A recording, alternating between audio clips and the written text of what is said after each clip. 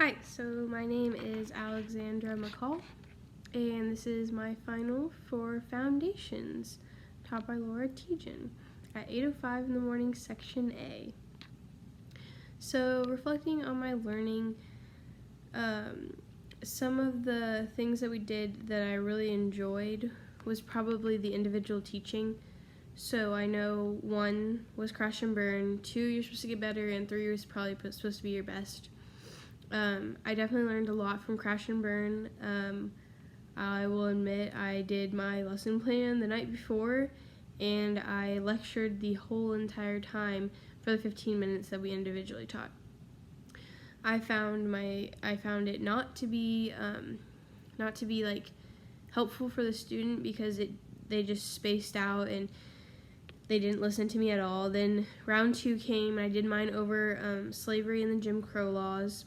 And this time I had more discussion, and I had more activities planned, and I talked less, and my students talked more. I liked teaching to more than one student at once. I felt like I could have more discussion that way. And then for my final individual teaching, I thought it got a lot better. I had more props. I didn't have a slideshow this time, but I used the whiteboard, and I thought all the visuals and what I was saying. I also talked a lot less. The discussion basically led the conversation, so I thought that was really beneficial, and what I gained from it was I learned more teaching styles throughout the semester, and I learned how to make the students learn through discussion and guide them and scaffold the learning to where I don't talk as much and the students do. And by doing this, there's less work on me, but also the students are more likely to remember the information, which I thought was very beneficial. And having visuals, I got complimented on having visuals of seating charts and stuff, and people learn better sometimes seeing visually. So I gained a lot from those 3 experiences. Reflecting back on my facilitation, we kind of put it off for a while because we were facilitation number 10. We probably started working on it about a month to 3 weeks before it was due, and I kind of wish I would have started working on it a little bit more before then, because for some reason all my other classes decided to do group projects right when we started working on facilitation, so I was working around all those schedules of all my other groups and trying to include this group. And working with my facilitation group was really eye-opening because I've always thought of teaching, I would never be in group projects for teaching because that's not what you do in the real school. You teach and you have the whole room to yourself. So teaching with others showed me how other people view ideas and how sometimes some people aren't as positive or up and going and smiley as I am. So I had to get used to that, and definitely scheduling, making sure times met up and we could meet up was hard, and trying to divide the script up equally was hard because I know some people didn't want to talk as much, and we really wanted to try to equal out the talking. And I realized one of my group members, Riley, talked a lot, and when we were dividing it up it was even, but she got parts that had more directions than we did.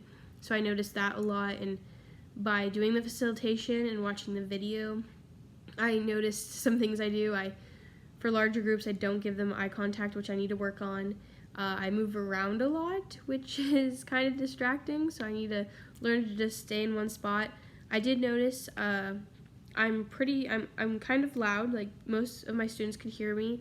I also noticed that I keep my hands in front of me or behind me, and I need to keep them in front of me a little bit more. So that was more presentational things I need to work on.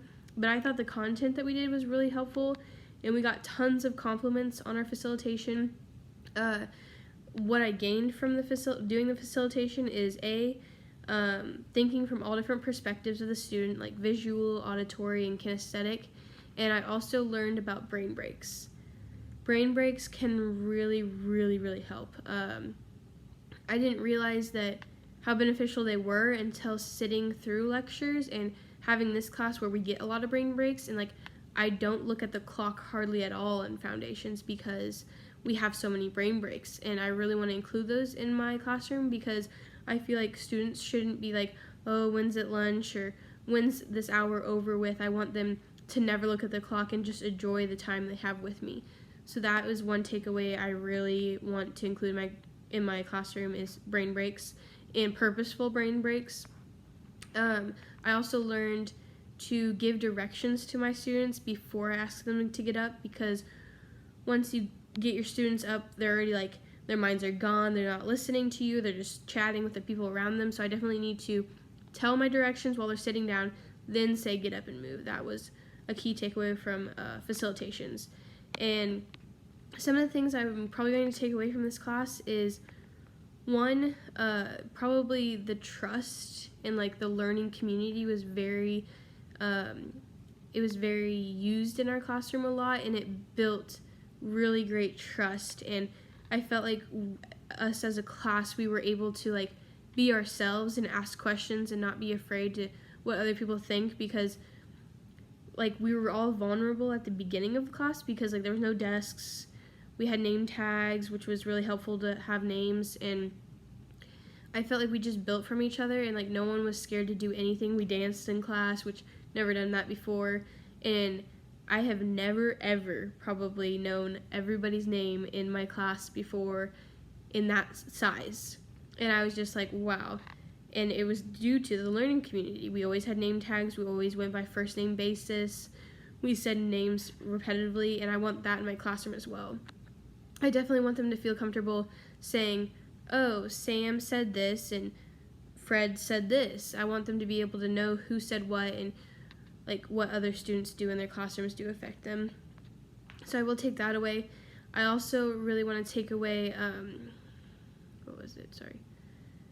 it was like just the trust and how much trust we had in each other. I just want to build that in a classroom, and I know I'm art education, so I will only have certain groups for different hours. I won't have them the whole day, so it might be a little harder to get them to form this trust, but eventually I kind of want to have it, because if I am an art teacher at an elementary level, I will maybe have these kids several years because they'll go through me several years. So maybe trying to build that trust on an individual level. I might not necessarily have the class trust as a whole, but I do want to gain the interests and learn about my students a lot so I can connect to them and make sure that like the room and the art projects are geared towards them and interest them in something they want to do in the future, which is something big for me. Something I also learned during this class is probably the philosophy of teaching statement and how important it is, and the assignment we did when we interviewed 2 other teachers. That was very impactful because this is one of my first education classes I've kind of taken, and I didn't even know what a philosophy of teaching statement was, and by me asking other teachers, I didn't know other teachers had them. I didn't know they varied. I thought that was really interesting reading them. I really enjoyed this assignment because I got to see the different views. One was more flexible with her students, and one was a little bit more strict, but in the end they both had a very trusting community. So it really comes back to that learning community and having trust and trusting the teacher and making sure you trust the students with these rules and stuff like that. So that definitely comes all the way back to trust. So I thought that was really important. And then writing my philosophy of teaching statement, I thought it was going to be really hard and difficult, but after learning everything we learned in this class, it was really easy. I just had to put it into my own words and use personal examples, and I thought that was really convenient. And I probably will update my philosophy of teaching statement every semester because I'm learning more and more and want to include things in my future, and this teaching statement will be a great summary of all that. So I liked that a lot. And then there was another assignment that I really liked. It was not the philosophy of teaching, but the philosophy of teaching was very good. I also wanted to talk about the classroom setup in foundations. I learned a lot from having an open circle kind of setup, which was really nice because we got to see our students' faces, and just like seeing their face and connecting it with their name really built on top of that learning community. Back to the learning community and the trust was really brought things together.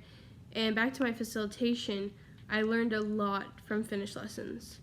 I learned a lot about having integration in your lessons. That's a key one.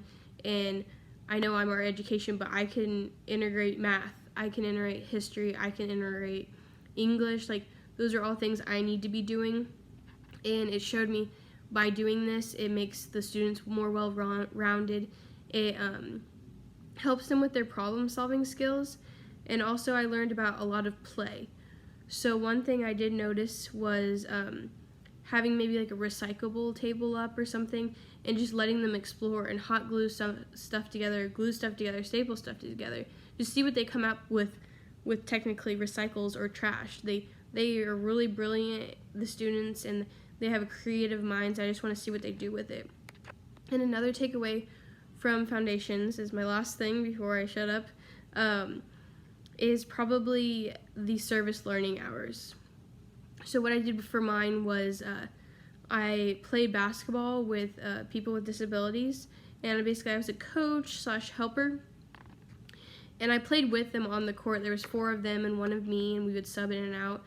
But it really emphasized to me the characteristic of play.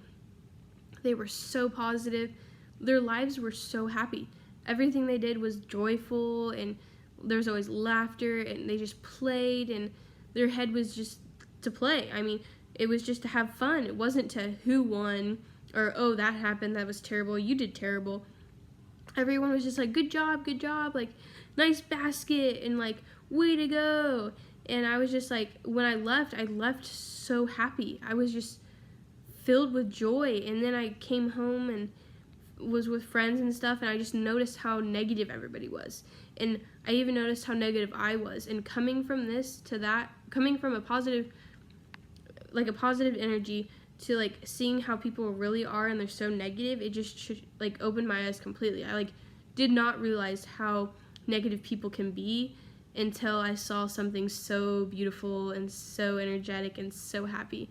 It just filled my day with happiness every Monday night when I played with them, and I didn't want it to end. I even went to a tournament with them in Topeka because I didn't want it to end, but that really opened my eyes, and it really helped me fully understand service learning and why we do it and how it gets us out there in the community and just to see other people's lives from a different viewpoint. And those are probably all the main takeaways I took away from Foundations.